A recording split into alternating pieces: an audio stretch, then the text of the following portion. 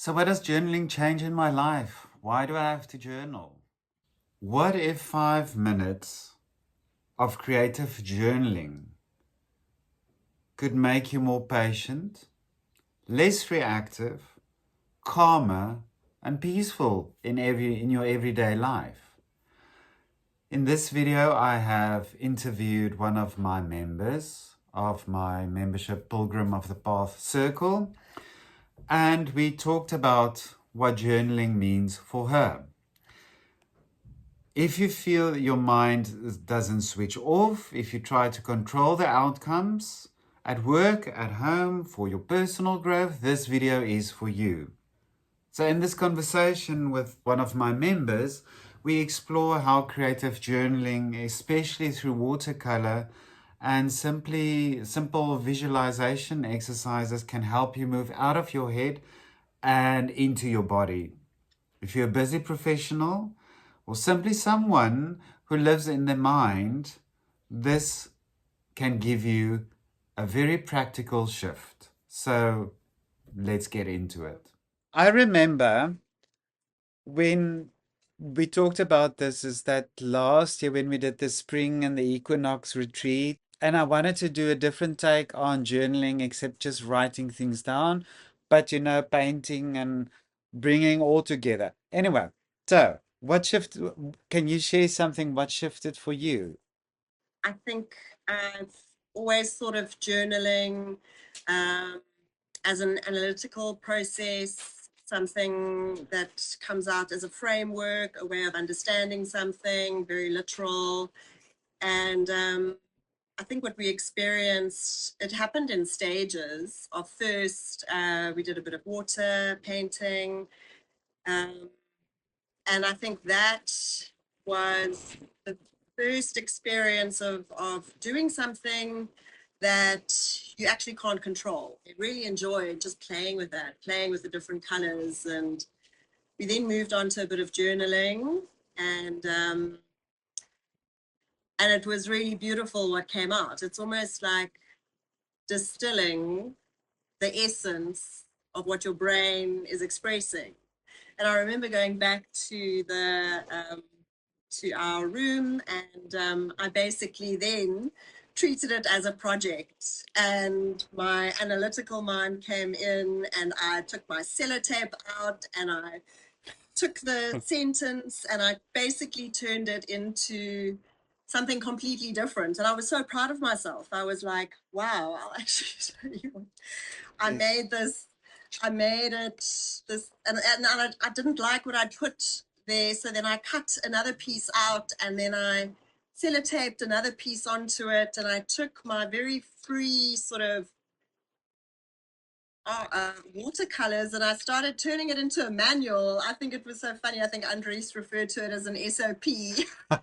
But so basically, the painting part accessed another part of your how can I say, your reflection part. Instead of writing, you all of a sudden started to tap into a different way of connecting to a reflective exercise. Instead of Yes, writing, you now go to the visual side, the abstract side, putting that on paper, and then from that abstract side, you go into the, okay, now I'm going to start writing. So it's almost like getting different spheres of the brain and tapping into that. Am I right? absolutely. And I don't think I realized it at the time.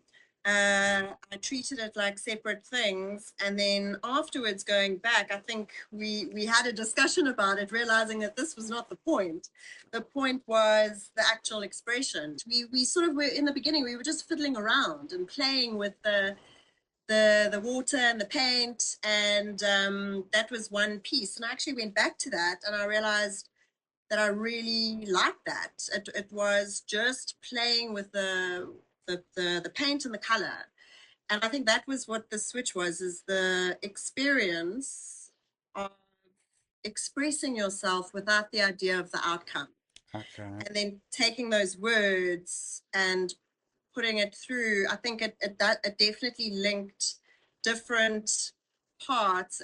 It's that somatic experience of the water, what your body does. Just, you're not thinking, you're not analyzing, you're not constructing, you're not thinking of the outcome. And I Yes. think, yeah, the click was how much I enjoyed the playful process. And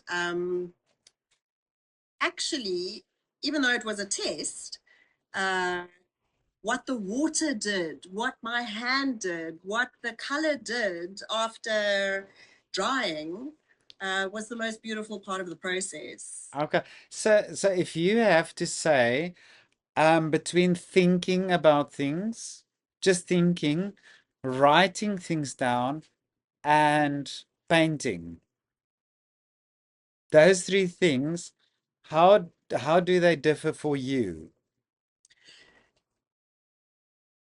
I think you've mentioned it so beautifully in your lessons about the different parts of the brain and how the mind works and how different parts of the brain are activated. I mean, even thinking and typing has a different impact than writing with your pen. So I find that if I'm writing down, there's two ways that I use sort of writing journaling. It's either sort of like that brain dumping or a stream of consciousness where I'm actually using that just to empty my brain. Other times it's to analyze. What am I thinking? And then I, do mind maps and those type of things. I find it's a very analytical process. What uh, the painting does for me is, and specifically water paint, funny enough, because it's not that messy. You can do it anywhere and you can't really control it. Um, it forces me to let go.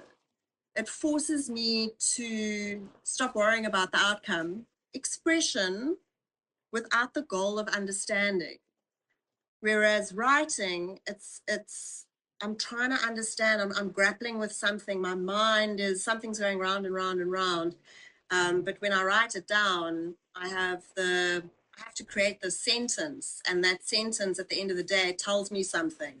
Whereas when I do it creatively, it's something else. It's an expression. It's a feeling. It's an Ah, expression of a feeling that sometimes you can't put into words. And I ah, find that expression to be very fulfilling and yes. opening to get out of my mind, Okay. which is very important for me because I'm quite an analytical thinker. I'm always thinking, I'm trying to solve a problem.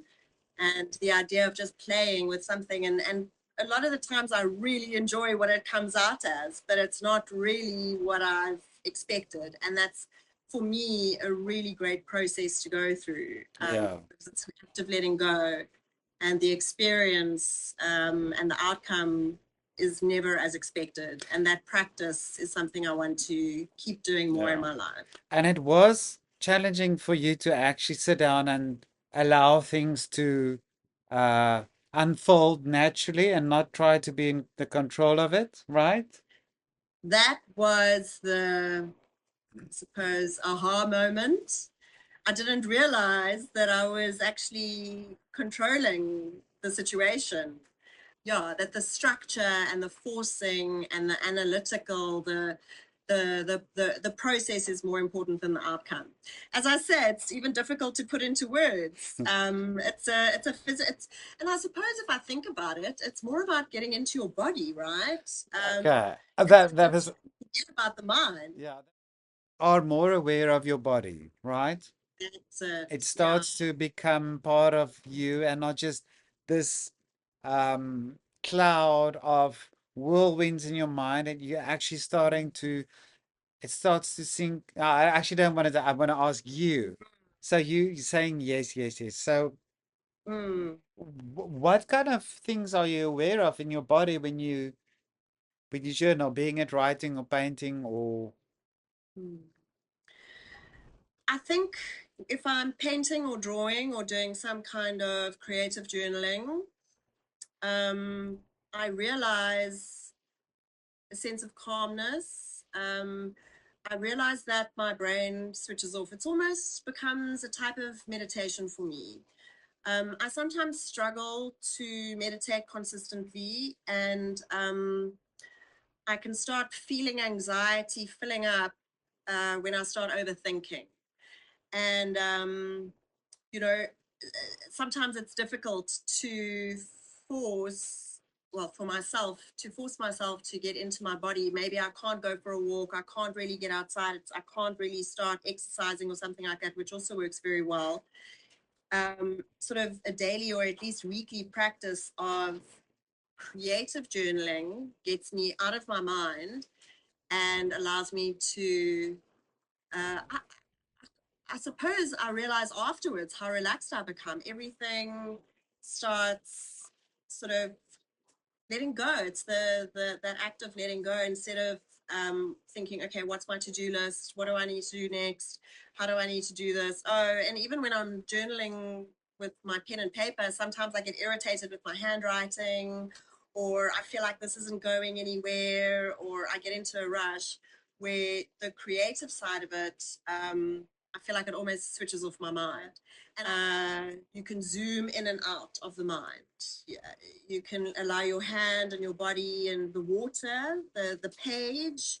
I enjoy experimenting with what the page and the water does, that relationship. And then you focus so much on that that I move into a different state of consciousness in a way.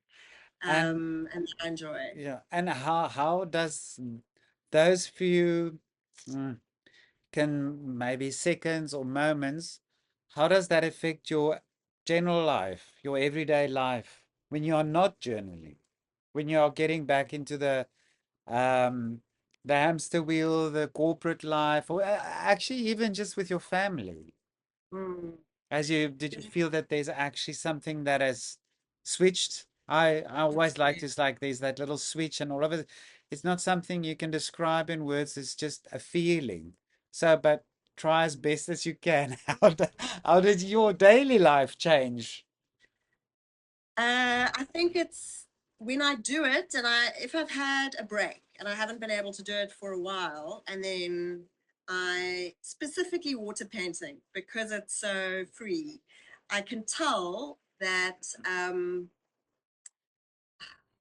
yeah, the positive effect is that I find myself not having an instant need to correct things, an instant need to analyze something, an instant need to react, um, and rather observe. And that's a challenge for me, to observe rather than react and have this impulse of trying to fix something or change it. So when I practice creative journaling frequently, I'm more patient. And especially, I've got young children. I've got a 2-year-old and a 3.5-year-old. And what this method of journaling, or any type of journaling, but specifically creative journaling, reminds me is that life is what it is.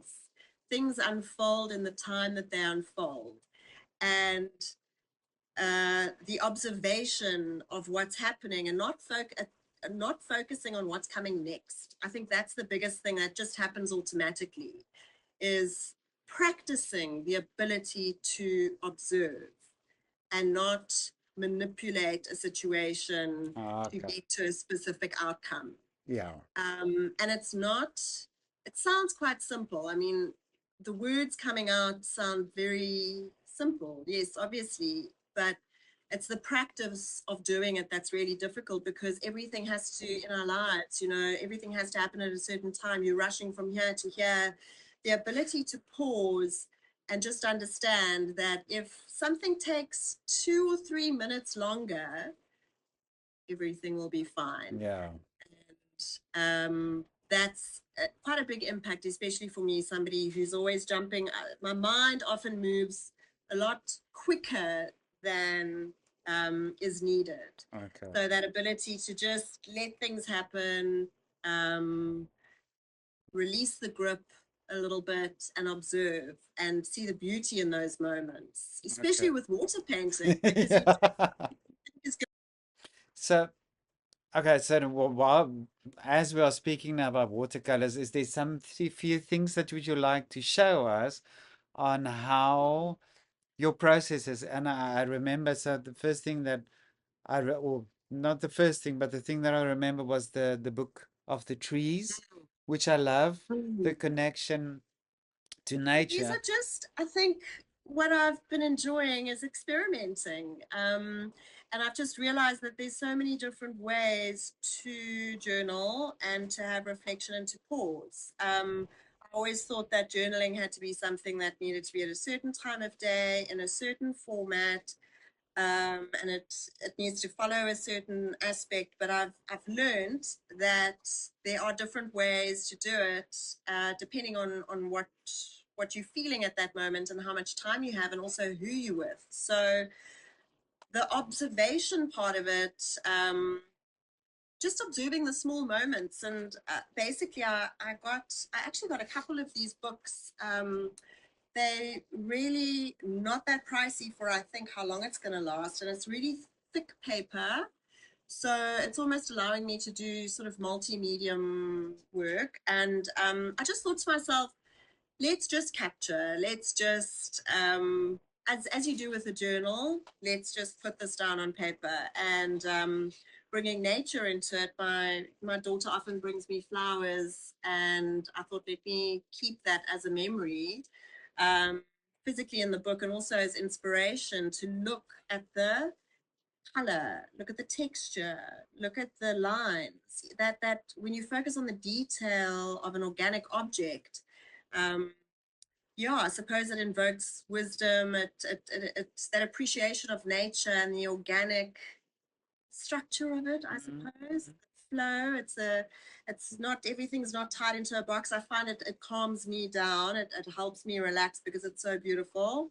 And also the simplicity of it. Just looking at a little bud of a flower and looking at the different shades of color, doing that for 5 minutes instantly calms me down and brings me back to my breath, takes me out of my mind, which is a good thing for me. And then sort of I've kind of been carrying this book around, and it's really beautiful because it shows sort of different types of leaves, different types of seeds, and it's actually quite detailed. So I like this because I also play around with line drawing, and it's that connection to nature. So what I like about this is it almost blends the analytic, sort of intellectual. It's interesting, it's stimulating for the mind, but it draws me into something that becomes a physical experience and leads me to nature. And then I started experimenting with um, sort of line drawings. And this has been actually quite very interesting. These line drawings, so I take inspiration maybe from something I see or something in the book, and then I start playing around with it. The idea of making circles, so I first do the circles, and for my mind needs structure. So this allows me to play around within that circle. I feel like I can do anything in that circle and I can't mess it up because it's in the circle. And also because I like to sometimes jump around between different things. I can do waves in the one, I can do really intricate, and at the end of the day, it's just shapes. I've never drawn flowers and botanicals in my life, but these shapes, you just notice the shape, and then I just go round and round and round, and that becomes meditative for me. That's the way to put it. Yes. Takes me out of my mind. And then if you pair your breath with that, similar to the waves that I did over here, I think I saw something online about just following the wave. And if you pair your breath with that, and I mean, go even further with a 3-phase breath if you need to, if you're really, really stressed, just take pen, paper, and just draw over that line over and over again, but allow your breath to follow the sequence of the wave. And I do this when my children are playing. When I feel like I'm tensing up a little bit, I can go to this, and I don't want to think about color. I don't want to think about bringing the water out and those type of things. I just want to draw circles and draw waves, and I find it very calming. I find it quite therapeutic, and I can do it anywhere. Okay. So that's been really fun to Yeah. experiment as well. I was just actually thinking when I saw the lines that you drew, I was thinking how easy it is to actually look at a tree and look at the bark of the tree and follow the lines of a tree, or looking at leaves or different plants having different um, thickness or thinness, and pair your breath with something like that. So there's a lot, if you just look outside your window, that you can actually redirect, and I think then writing down reflections, what come up. So so I want to ask you this question. So if people say, I don't have time to journal, or ah, what can I say? Um, yeah, I don't have time to set time aside. Perhaps. Sorry. Like, how do I do it? I've heard a lot of people say, well, my handwriting's not great, or where do I do it? What am I going to write? I think Yeah, so what would you say? mm. So my answer is experiment. I've really enjoyed experimenting. This is the one thing that I did with my with my daughter. I've got kids. I've got a full-time corporate job. It's there's not a lot of time. But what this is teaching me is that you need to prioritize yourself, and you need to prioritize. You need for myself to just slow down. This is quite an important thing to do, and I don't always have time. I don't always have half an hour in the morning. I don't always wake up before the kids. I don't always have time even after they've gone to sleep because I'm exhausted. So what's worked for me is to have different types of journaling, and I've really experimented, and I thought it would be okay. I'm now gonna water paint for 15 days or for a month, and I'm gonna do that every single day. But what it's ended up being is that on a Saturday, when I'm actually setting something up for my kids, I end up just taking 5 minutes or just fitting a few moments into the day and kind of how this started out is my daughter's handprint, and then I just really started playing with shapes.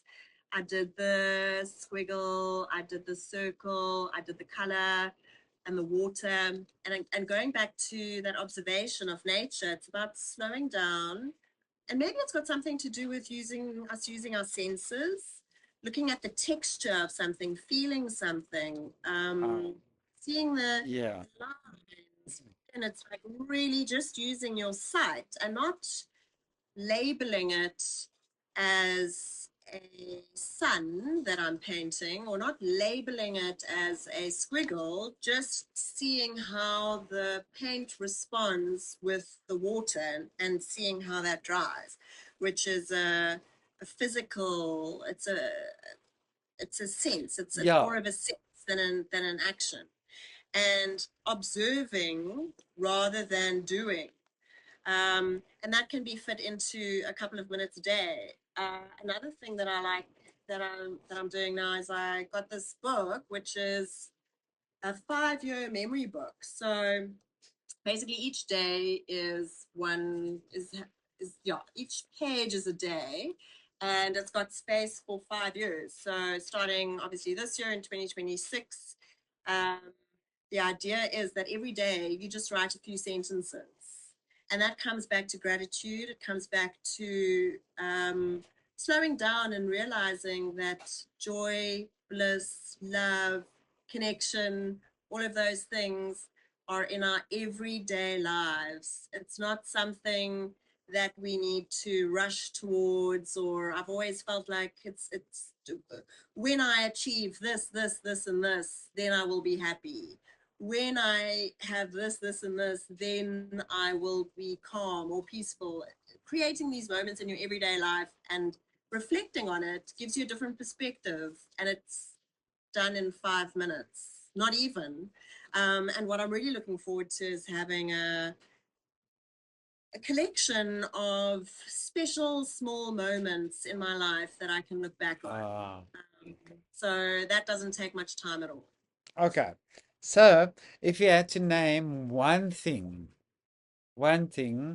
that you gained or not gained, or something that you've learned from, can take away from journaling, what would that be? One thing. Um,